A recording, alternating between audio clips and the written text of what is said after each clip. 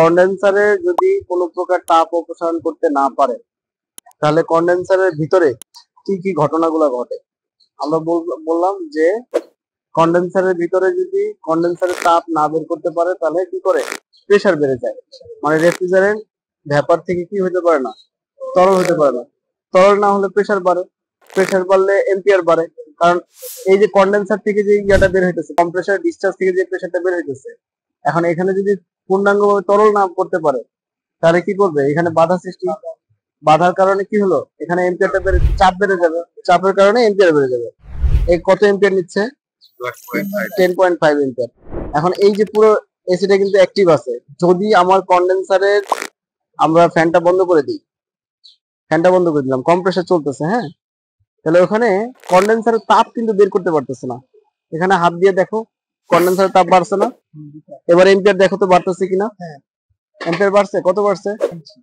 তাহলে এই condenser fan motor বন্ধ করার ফলে কি হলো, চাপ বাড়তেছে, কিন্তু ভিতরে কিন্তু চাপ বাড়ছে, সেটা কিন্তু খালি চোখে দেখা যায় না।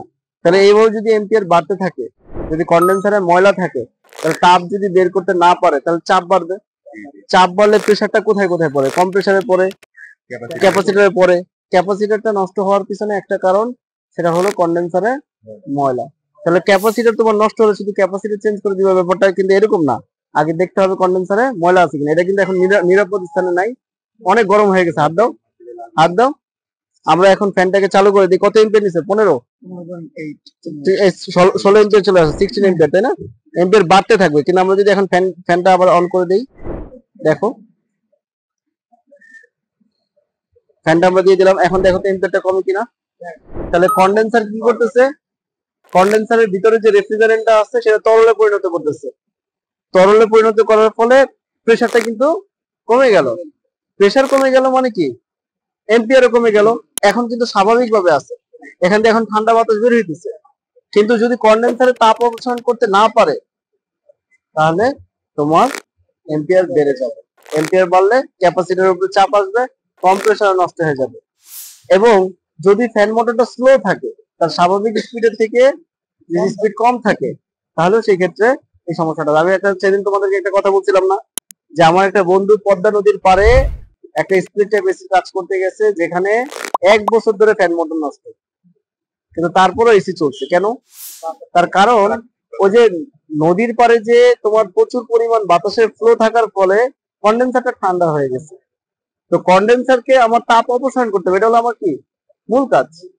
এই মূল কাজটা আমার ঠিকভাবে হয় কিনা, সেটাই হলো বিষয়। তাহলে আশা করি সবাই বুঝতে পারছো না, আমরা থিওরিক্যালি এটা কিন্তু বুঝাইছি, এখন প্র্যাকটিক্যালি দেখলাম, হ্যাঁ, যে কিভাবে আসলে কন্ডেন্সারে যদি তাপ বেড়ে যায়, আমার এখানে চাপ বাড়ে, চাপের বলে কি চাপের ফলে কি হয়, এম্পিয়ার বাড়ে।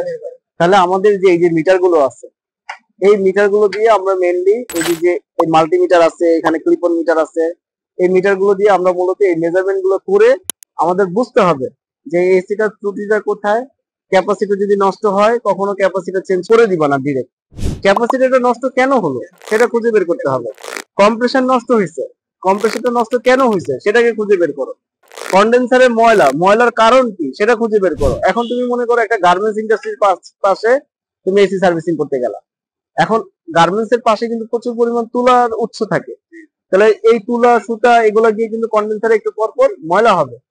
তাহলে আমাকে খেয়াল রাখতে হবে যে যদি ওইরকম গার্মেন্টস থাকে, তাহলে কাস্টমারকে ওইভাবে পরামর্শ দেয়া যে আপনারা এসি গুলা 15 দিন 1 মাস পর পর সার্ভিসিং করাবেন। এসি যে বিস্ফোরণ হয়, এসিটা যে বিস্ফোরণ হয়, এখানে কিন্তু একটা জিনিস তোমরা খেয়াল করছো কিনা জানি না, এম্পিয়ার কত হয়েছিল সর্বোচ্চ, 16, 16.33 এম্পিয়ার আসছে না, 16.3 এম্পিয়ার মানে 16 এম্পিয়ার আসছে। এখন এই পুরো প্রেসারটা কিন্তু কম্প্রেসারের উপরে আসছে। এর মানে আমাদের বেশিরভাগ কাস্টমাররা কি করে, আউটডোর কিন্তু পরিষ্কার করে না, এসি গুলো ঠিকভাবে রক্ষণাবেক্ষণ করে না। তো না করার ফলে এই কন্ডেন্সারের প্রেসার বাড়ে। যখন কন্ডেন্সারের প্রেসার বাড়লে, যখন কন্ডেন্সারের ভিতরে প্রেসার বেড়ে যায় ময়লার কারণে, তাপ অপসারণ করতে পারে না, তখন কম্প্রেসারের চাপ পড়ে, কম্প্রেসারে এম্পিয়ার বেড়ে যায়, আর এম্পিয়ার বেড়ে গেলে এখানে বৈদ্যুতিক গোলযোগ সৃষ্টি হয় এবং এসি বিস্ফোরণ পর্যন্ত ঘটে। তাহলে আমাদের সবসময় এসির আউটডোরের যদি ময়লা থাকে অবশ্যই এটাকে পরিষ্কার করতে হবে। কোনো প্রশ্ন আছে কি?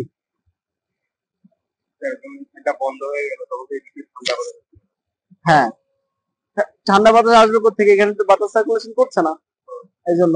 তো যাই হোক, তো আমরা প্র্যাকটিক্যালি বোঝানোর চেষ্টা করেছি যে কন্ডেন্সারের ভিতরে যদি ময়লা থাকে তাহলে আসলে কি ধরনের ঘটনা ঘটে। তাহলে আমরা এই যে শুধু ক্যাপাসিটর নষ্ট হলে যে চেঞ্জ করে দিব ব্যাপারটা এরকম না, নষ্ট হওয়ার কারণ সমূহ গুলোকে আগে খুঁজে বের করতে হবে। ঠিক আছে, তো আশা করি সবাই বুঝতে পারছি। ধন্যবাদ। We are from Prabhas Technical.